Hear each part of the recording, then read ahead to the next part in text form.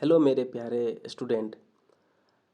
आज हम आपके लिए लाए हैं बहुत ही बेहतर सीरीज जो कि आपके सभी आलस को दूर करने में बहुत ज़्यादा उपयोगी साबित होने वाला है।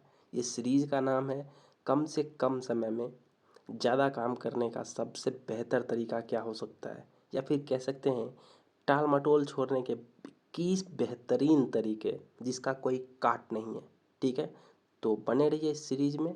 हम यहाँ पे कोशिश करेंगे आपको 21 डेज में, ठीक है, 21 मेथड मिले। ठीक है, आपको पर डे एक वीडियो मिलेंगे। ये इंट्रो है ये पूरे सीरीज का। तो आप यहाँ पे ये सीखेंगे कि किस तरह से अपना टाइम टेबल अरेंज करना है, किस तरह का आपको दिनचर्या रखना है, सबसे पहले योजना क्या बनानी है, किस तरह का फॉर्मूला है, जो आपको परिणाम मिलते हैं उस पर विचार करना है, आपको टाल मटोल छोड़ने का अभ्यास करवाएंगे। इस तरह का पूरा सीरीज है। कुछ नियम बताएंगे, उसके ऊपर आपको अमल करना है और अपनी योग्यता डे बाय डे कैसे बढ़ाएंगे उसके ऊपर खुद पर दबाव डालेंगे। कुछ ऐसा साइकोलॉजिकल दिमाग में ही चलेगा कि कुछ ऐसा साइकोलॉजी आ जाए जो कि आपको मोटिवेट करे। सेल्फ मोटिवेशन इसको बोलिए आप, ठीक है ना। सेल्फ मोटिवेशन, ठीक है, सेल्फ मोटिवेशन आप खुद ब खुद विकसित हो जाएगा। आपको किसी वीडियो को देखने की ज़रूरत नहीं है फॉर मोटिवेशन, आपके पास ये खुद सेल्फ मोटिवेशन आ जाएगा इस 21 दिन को फॉलो करने के बाद। अगर आप भी इस तरह के किसी भी कैटेगरी में आते हैं तो ये वीडियो सिर्फ आपके लिए है। क्या आपको ऐसा लगता है कि कोई ऐसा बुक आपने या कोई पत्रिका लेके आ गए हैं, या आपके घर पे अखबार आता है, आप सोचते हैं कि अपना सारा काम निपटाने के बाद उसको करेंगे? अगर इस तरह का आपका दिनचर्या है तो बिल्कुल ये वीडियो आप ही के लिए है। हाँ, इधर उधर मत देखिए, आप ही के लिए है। ठीक है, तो चलिए स्टार्ट करते हैं और बात करते हैं अपने टॉपिक के ऊपर। थोड़ा सा इंट्रो ही है तो ज़्यादा बातचीत नहीं करेंगे। चलिए क्वेश्चन से स्टार्ट करते हैं। क्या आप भी चाहते हैं सारा काम जो है वो समय पर हो जाए? चाहते हैं ना। लेकिन आपको क्या लगता है कि वाकई में सारा काम समय पे हो जाता है? बिल्कुल भी नहीं। आपके पास जितना समय उपलब्ध है, क्या होता है कि जितना आप काम करते हैं, काम हमेशा समय से ज़्यादा ही रहता है, ख़त्म ही नहीं होता है। समय के अकॉर्डिंग वो काम ख़त्म ही नहीं होता है। बट प्रॉब्लम यहाँ पर है कि आप काम चुनते ही नहीं हैं। कितना प्रोडक्टिव काम है जो कि आपको चुनना चाहिए और कितना प्रोडक्टिव काम नहीं है जो कि आपको छोड़ देना चाहिए, इस चीज़ के बारे में आप नहीं सोचते हैं। और जिस वजह से क्या लगता है कि आपके पास टाइम कम रहता है और काम बहुत ज़्यादा है। ठीक है, तो आपको करना क्या है, चुनिंदा कामों को चुनिए जिसको सिर्फ आप ही कर सकते हैं। ठीक है ना। अगर आपने काम कैटेगराइज कर दिया, मान लो अगर कोई बंदा जो कि एक स्टूडेंट है, ठीक है ना, नॉर्मल लेके चलते हैं, एक स्टूडेंट है, उसको सिर्फ पढ़ाई करना है। ठीक है, अगर वो यहाँ पे थोड़ा लिख लेते हैं, देखो मैथ में अगर वो 1 घंटा टाइम लगाता है पर डे, ठीक है, तो उसके स्कोर जो हैं वो 90 to 95% जाता है। ठीक है, अब वही हिंदी का जो एक पेपर है, इसको रुको मिटाते हैं। ठीक है, अगर हिंदी का पेपर है उसमें वो 1 आवर लगाता है पर डे, तो उसके मार्क्स जो है वो 30 से 35 के आसपास जाता है।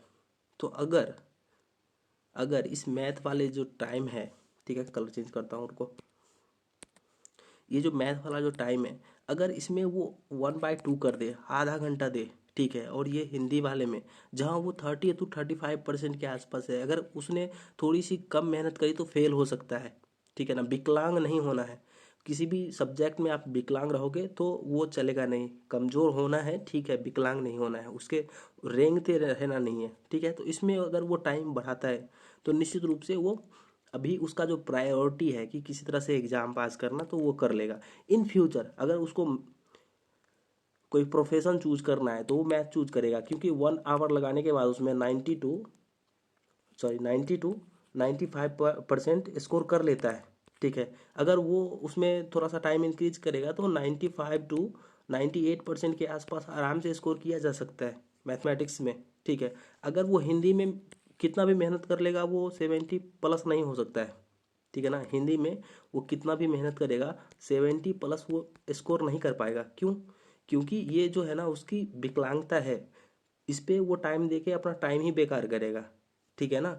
तो कहने का मतलब है कि आपको पूरा का पूरा टाइम अरेंज करना आना चाहिए, तभी जब आप अपना सारा काम अरेंज कर लोगे कि हम मुझे क्या करना है, काम प्रायोरिटाइज कर लोगे कि मुझे सबसे पहले क्या करना है, कौन सा काम मेरे लिए ज़रूरी है, तो सारे काम आपको टाइम पे ख़त्म हो जाएंगे और आपके पास टाइम ही बच जाएगा, ठीक है ना। अगर मैं इसको अच्छे शब्दों में कहना चाहूँ तो कहूँगा कि चुनिंदा कामों में ज़्यादा समय लगाएं, ठीक है, जिनसे आपकी ज़िंदगी सचमुच बदल सकती है। वैसे काम नहीं जो कि कोई और भी कर सकता है। लाइक कॉफ़ी लाना है, भाई वो तो कोई और भी कर सकता है ना। आप किसी को बोल दोगे अरे मार्केट जा रहा है भाई, उधर से आते वक्त कॉफ़ी लेके आ जाना, वो लेके आ जाएगा। अगर पेन चाहिए तो बोल दो, आपके दोस्त ही है ना, वो जा रहा है ना मार्केट, उसी को बोल दो, दूसरे से काम निकलवाना सीखो, ठीक है। तो इस पूरे सीरीज में हम इसी के बारे में बात करेंगे कि किस तरह से दूसरे से काम निकाला जाता है। और मुझे एक चीज़ याद आ रही है, ये एक भाई साहब हैं बहुत ही अच्छे, गैलीलियो साहब, ठीक है, इन्होंने बोला है कि आप किसी को कुछ सिखा नहीं सकते, ठीक है, आप तो बस उसे इसकी जो उसके अंदर में है उसको खोजने में सिर्फ मदद कर सकते हो। तो यहाँ पर मैंने इसको कॉपी पेस्ट कर दिया है, ठीक है। चलो, और दूसरी बात क्या है जो सबसे महत्वपूर्ण है, आपका जो लक्ष्य है ना वो लिखा होना चाहिए। अगर लक्ष्य लिखा रहेगा ना तो आपको पूरे तरीक़े से समझ में आएगा कि भाई मुझे किस रास्ते में जाना है, किस तरह से काम करना है, आपकी प्लानिंग अप्रोच किस तरह की होनी चाहिए। आप फिर टाइम ब्लॉकिंग यूज करोगे, मुझे इतने टाइम में ये सारा चीज़ करके देना है, नहीं तो मैं वो जो लक्ष्य है वहाँ तक हम नहीं पहुँच पाएंगे, ठीक है ना। और फिर आप अपने आप से क्वेश्चन करो कि भाई दूसरे लोग आखिर मुझसे बेहतर प्रदर्शन क्यों कर रहे हैं। अगर आपके मन में इस तरह का क्वेश्चन आना स्टार्ट हो जाएगा तो फिर आपको बिल्कुल भी ये सोचना नहीं पड़ेगा कि मुझे किस रास्ते में जाना है। अगर रास्ते की परवाह करोगे तो मंजिल बुरा मान जाएगी, ठीक है ना। ये किसी फिल्म का डायलॉग है, मुझे याद नहीं है फिल्म का नाम, नहीं तो मैं यहाँ बता देता, ठीक है। तो लक्ष्य जो लिखित रहता है ना तो फिर आप रास्ते की परवाह नहीं करते हो। देखते हो, एक छोटा सा मैं एग्जांपल देता हूँ। अगर आप कोई मूवी देख रहे हो, ठीक है ना, अब वो 4 घंटे की मूवी है, वैसे जनरली आती नहीं है, लेकिन आप यहाँ मूवी को छोड़ के वेब सीरीज कर लेते हैं, ठीक है। वो वेब सीरीज ऐसे जनरली 42 या 45 के आसपास एपिसोड है और 1 आवर पर पर वेब सीरीज है, ठीक है ना। अब क्या करोगे, अगर आपको अच्छा लग रहा है पूरा सीरीज तो क्या लगता है 42 डेज वेट करोगे, जबकि वो अवेलेबल है नेटफ्लिक्स या अमेजोन प्राइम पे या फिर कह सकते हो मैक्स प्ले पर, आप वेट करोगे नहीं। उसको जितना आवर लगेगा ना 2x करोगे, ठीक है, उस वीडियो को जो 42 सीरीज है 2x करोगे। और जब तक ये 42 कंप्लीट नहीं होगा ना तब तक आप छोड़ोगे नहीं। क्यों, आपको नींद भी नहीं आएगी, भूख भी नहीं लगेगा, खाना भी खाने की ज़रूरत नहीं है, पूरा सीरीज कंप्लीट कर दोगे। क्यों, क्योंकि आपको ये पसंद आ रहा है, जो आप पसंद कर रहे हो उसमें पूरा टाइम देते हो और उसमें कुछ भूलते भी नहीं, ठीक है ना। तो इसीलिए मैं कह रहा हूँ कि लक्ष्य जो है ना वो लिखा होना चाहिए। अगर लिखा रहेगा उसमें इंटरेस्ट होगा, और इंटरेस्ट होगा तो फिर आप काम करते वक्त बोर नहीं होगे, या फिर आपको डीमोटिवेशन नहीं होगा, आपको मोटिवेशन के लिए कोई वीडियो नहीं देखनी पड़ेगी। आपको ये समझना चाहिए कि कुछ लोग जो है ना वो दूसरों से बेहतर प्रदर्शन इसलिए नहीं कर रहे हैं क्योंकि वे चीज़ों को अलग ढंग से करते हैं, बल्कि वे चीज़ों को सही ढंग से करते हैं, जो उसका ढंग है उसी ढंग से करते हैं, ठीक है ना। और इसका सही आंसर आपको जानने के लिए क्या करना चाहिए, जिस भी फील्ड में आप जाना चाह रहे हो, ठीक है ना। लाइक अगर आपको 10th में टॉपर बनना है, ठीक है ना, तो जो ऑलरेडी टॉपर था पिछले साल या उससे पिछले साल उससे मिलो, ठीक है, और उससे पूछो भाई साहब अब बताओ कि कौन से बुक से पढ़ रहे थे, बुक्स बता दो, ठीक है, कौन कौन से बुक से पढ़ रहे हैं। मैथ के लिए आपका कौन सा बुक है, ठीक है, साइंस के लिए आपका कौन सा बुक था, सोशल साइंस के लिए कौन सा बुक था, ठीक है ना, हिंदी के लिए आपने कौन सा यूज़ किया है, संस्कृत के लिए आपने कौन सा बुक यूज़ किया था, बता दो मुझे। टोटल बुक लिख के लाओ और फिर उससे ये पूछो कि आपके पास नोट्स है क्या पिछला। अगर उसके पास नोट्स अवेलेबल है तो भाई उस नोट्स को ले आओ, ठीक है, उसको पढ़ो। अगर नोट्स नहीं है तो बुक उससे लिख के आओ और पूछो कि कितना टाइम आप पढ़ रहे थे, क्या 10 आवर्स पर डे पढ़ रहे थे या 20 घंटे पढ़ रहे थे, वो आपको बता देंगे। देखो 20 घंटा कोई पढ़ाई नहीं करता है, मैक्सिमम कोई स्टडी करेगा ना तो 8 आवर करेगा, 8 आवर से उसको ज़्यादा हो ही नहीं सकता है, पूछो क्यों? क्योंकि भाई ये जो पढ़ोगे उसको रिवीजन भी तो करना है और फिर उसके बाद सोना भी तो है। ऐसे तो नहीं है कि 24 घंटे में एक दिन में होता है उसमें 25 घंटे पढ़ लोगे।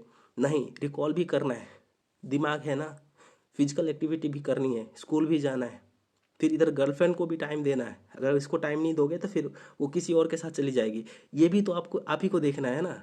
अगर मान लो कि आप अगर कोचिंग जा रहे हो और वहाँ पर जो आपकी बहन है, ठीक है ना, वो जब तक सही रूप से घर नहीं पहुँच जाएगा तो भाई का कर्तव्य अदा नहीं होता है ना।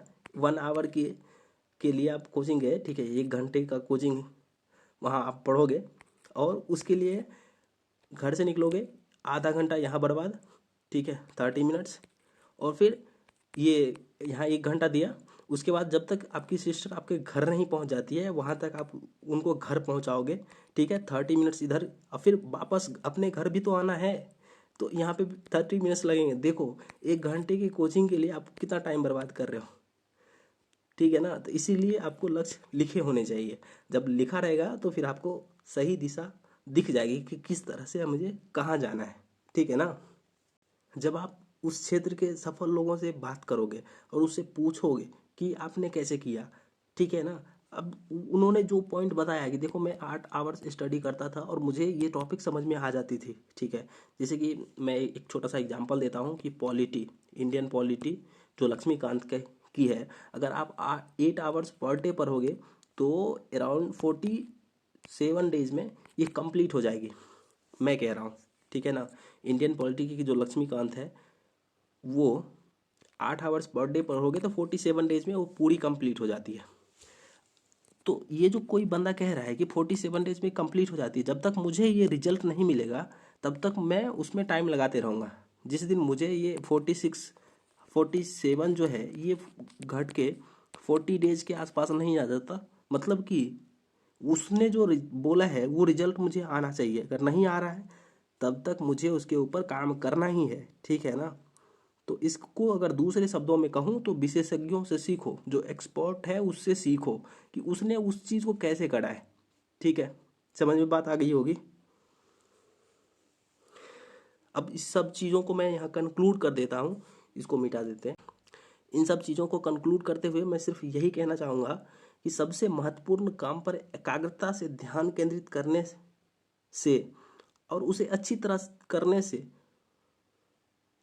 और उसे पूरा करने की काबिलियत ही आपको एक सरल तरीका है सफलता की, ठीक है। तो thank you so much for your time and patience. मिलते हैं अपने अगले वीडियो में। तब तक आप लोग हंसते रहिए और मुस्कुराते रहिए। अगर आपके किसी के भी डाउट हैं तो आप डिस्क्रिप्शन में सभी लिंक आपको दिख जाएंगे, वहाँ लिख दीजिए, या कमेंट में आप कमेंट कर सकते हैं। आपके सारे जवाब हम अगले वीडियो में उसको ऐड कर लेंगे। Thank you so much for your time and patience.